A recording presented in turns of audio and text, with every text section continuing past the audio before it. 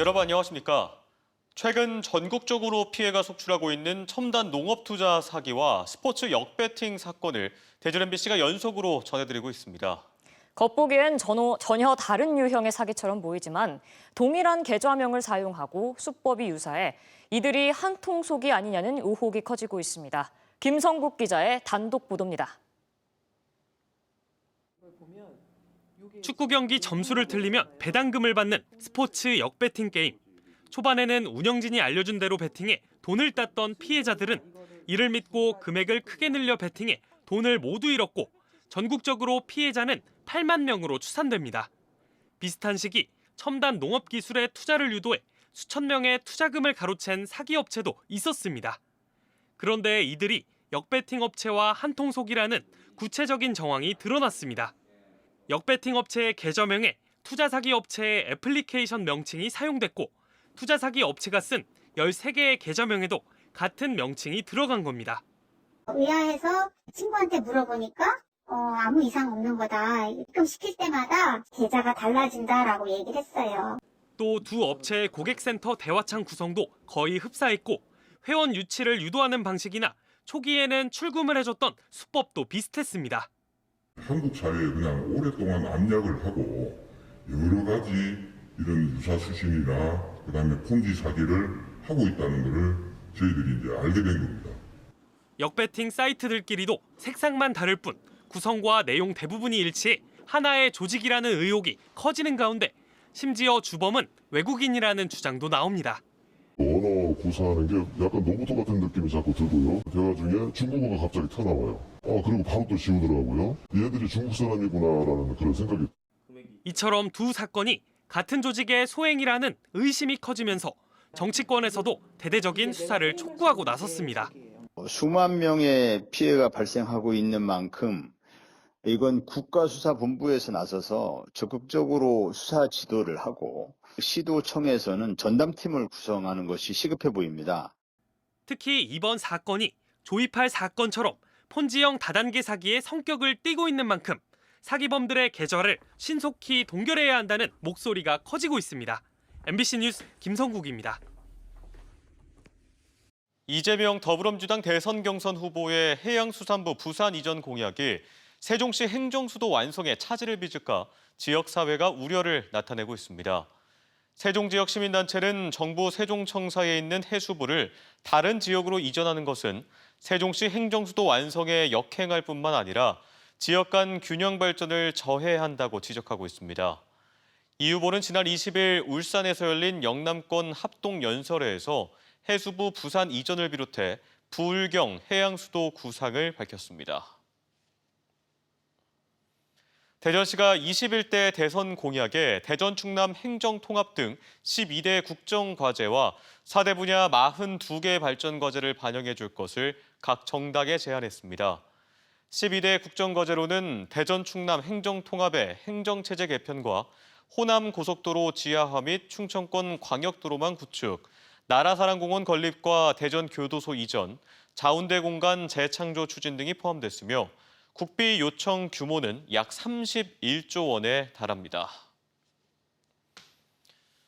최근 들어 전동 킥보드와 같은 개인형 이동장치 이용이 늘면서 관련 사고도 급증하고 있습니다. 실제로 최근 대전에서 초등학생이 어린이 보호구역에서 진동 킥보드와 부딪혀 크게 다쳤는데 운전자는 면허도 없는 고등학생이었습니다. 현행법상 면허가 있어야 이용이 가능하지만 이 대여 시스템에는 면허 확인 절차가 없었습니다. 윤소영 기자입니다. 대전 서구의 한 초등학교 앞 어린이 보호구역입니다. 지난달 12일 학원을 가던 8살 초등학생이 달려오던 전동 킥보드에 치였습니다. 종아리뼈가 부러지는 중상을 입었고 전치 12주 진단을 받았습니다. 장애가 남을 수 있다는 소견도 들었습니다.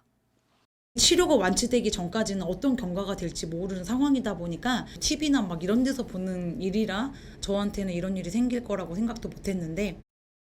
운전자는 면허가 없는 고등학생이었습니다. 현행법상 전동 킥보드를 타려면 이종 원동기 이상 면허가 필수지만 법을 위반한 겁니다. 어떻게 무면허로 킥보드를 빌릴 수 있었는지 직접 확인해 봤습니다. 사고를 낸 고등학생이 운전했던 것과 같은 업체의 킥보드입니다. 킥보드 업체 앱에 회원가입해봤습니다. 면허 인증 절차는 따로 없었고 QR코드만 대면 바로 대여가 가능했습니다. 피해자 부모는 허술한 대여 시스템에 대해서도 항의했지만 업체 측은 무면허자가 낸 사고에 대해선 책임질 수 없다는 입장입니다. 킥보드 같은 경우엔 미성년 면허 없을 경우에 보험 적용은 안 되실 수 있긴 하셔서 미성년자면 아예 여기서 대여해주면 안 되시는 거 아니에요?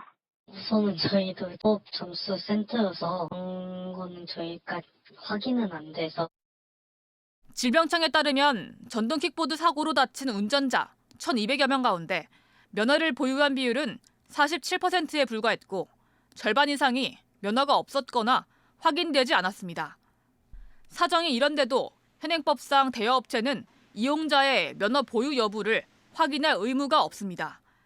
두 건의 규제 법안이 국회에 계류 중인 사이 보행자를 위협하는 무면허 전동 킥보드는 오늘도 거리 위를 달리고 있습니다. MBC 뉴스 윤소영입니다.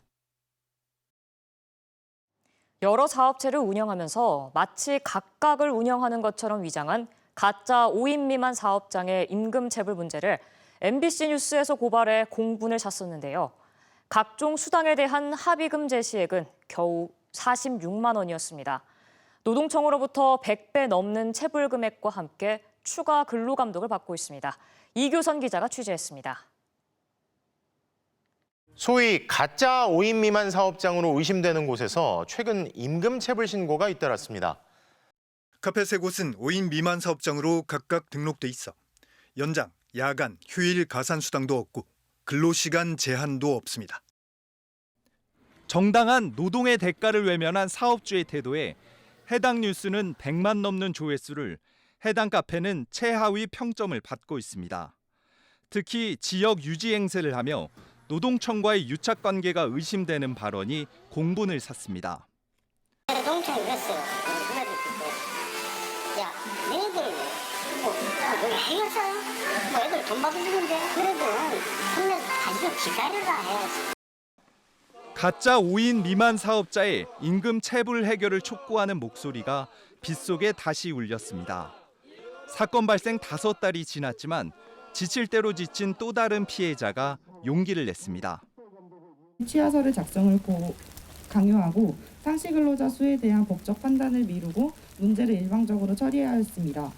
이러한 태도는 피해자의 권리를 짓밟는. 사업주가 근로자 6명에 대해 처음 합의를 제시한 금액은 단돈 46만 원. 포괄임금제를 자의적으로 해석한 건데 노동청의 판단은 5,200만 원, 무려 113배에 달했습니다. 어제 이제 계산된 금액을 받은 게 5,200만 원입니다. 사실 일찌감치 이렇게 계산해서 줬으면 당사자 입장에서 이렇게 불안에 떨 필요도 없고 사업주가 이렇게 기고만장하게. 노동청은 포괄임금제도, 5인 미만 사업장도 인정하지 않았고 피해자에게 처벌 불원서 작성을 종용한 근로감독관에게도 이례적으로 중징계인 경고 조치했습니다.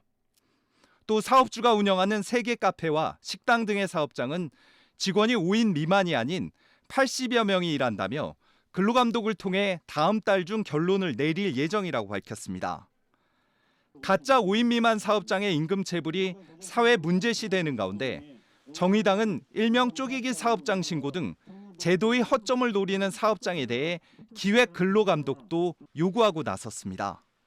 MBC 뉴스 이교선입니다. 정부의 고교 무상교육 예산 지원을 담은 지방교육 재정교부금법 개정안이 폐기돼 결국 시도교육청이 고교 무상교육 비용을 전액 부담하게 됐습니다. 대전과 충남은 각각 350억 원 안팎, 세종도 97억 원 정도 국가에서 지원하던 예산을 자체 부담해야 하는데 시도교육청은 통합재정 안정화 기금 등을 활용해 고교 무상교육은 추진한다는 방침입니다. 고교 무상교육은 관련 특례에 따라 정부와 시도교육청이 45% 안팎씩 나머지를 자치단체가 분담해 왔는데 이 특례가 지난 연말 종료됐고 특례 3년 연장 개정안도 정부 거부권에 이어 국회 재표결에서 부결돼 자동 폐기됐습니다. 기존 종이책 대신 태블릿 PC를 활용해 공부하는 인공지능 AI 디지털 교과서가 올해부터 학교 현장에 도입됐습니다. 하지만 도입한 학교가 적고 시스템 오류도 적지 않아 논란은 이어지고 있습니다. 실제 교실 수업 현장을 김윤미 기자가 다녀왔습니다. 대전의 한 중학교 1학년 교실. 학생 28명의 책상 위에는 기존 영어 교과서와 함께 태블릿 PC가 놓여 있습니다. 교사가 대형 모니터를 보며 교재 위치와 내용을 설명하면 여러분 화면에 이 그림이 나오죠. 학생들도 저마다 작은 모니터로 문제를 풀고 영어 문장도 각자 녹음합니다. I'm going to get the green curry. What about you? 올해부터 본격적으로 학교에 도입된 인공지능, AI 디지털 교과서. 도입 약 2달 만에 대전에서는 처음 수업 현장이 공개됐습니다. 디지털 기기가 익숙한 학생들은 일단 흥미롭다는 반응입니다. 교과서랑 필통 이제 여러 가지 안 챙겨 다녀도 되고 여러 가지 기능들을 다 이제 태블릿 상에서 할 수 있으니까 편한 것 같아요. 태블릿 상에서는 할 수 있는 게 더 많아지니까 더 재밌는 것 같아요.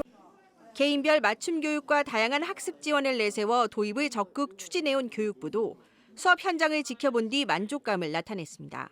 새로운 그런 환경에서 우리 아이들이 정말로 훌륭한 그 글로벌 리더로서 성장하는 그런 준비가 이루어질 거라고 저는 오늘 수업을 보면서 확신을 하고. 하지만 공개 수업 현장에서도 접속에 오류가 생기거나 녹음 기능이 먹통이 되는 등 시행착오는 여전했습니다. 이딴 오류로 수업이 중단되는 걸 막기 위해 투입된 지원 인력, 이른바 디지털 튜터가 수시로 책상 사이를 오갔습니다. 이렇다 보니 AI 교과서를 채택한 학교는 대전의 경우 전체 초중고의 20%, 세종과 충남도 10%대에 머물고 있습니다. AI 교과서를 수업에 활용하려면 필수인 디지털 원패스 가입률도 대전과 충남의 경우 절반 안팎에 그칩니다.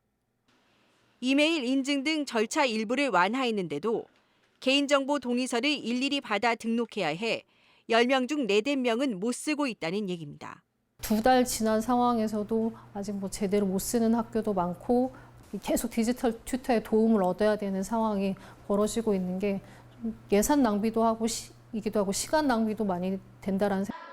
AI 교과서를 사용하기 위해서는 10,000원 안팎 낀 종이책과 달리 학생 1명당 한 과목에 5~6만 원의 구독료를 내야 합니다. MBC 뉴스 김윤입니다. 윤석열 전 대통령이 비판적인 언론을 적대시하고 탄압하는 사이 지역 방송의 위기도 극심해졌습니다. 새 정부에서 방송의 공공성을 회복하고 지역 방송을 되살려야 한다는 주장이 커지고 있습니다. 이승섭 기자입니다. 윤석열 전 대통령은 12.3 내란 당시 포고령에 모든 언론은 계엄사의 통제를 받는다는 조항을 넣어 언론 검열을 시도했습니다. 정권의 비판적인 언론사와 기자에게는 무차별적인 수사와 압수수색이 이뤄졌습니다. 이진숙 방송통신위원장은 2인 체제에서 의결하는 건 위법이라는 법원의 판결을 무시한 채 공영방송 이사와 사장 임명을 강행하고 있습니다.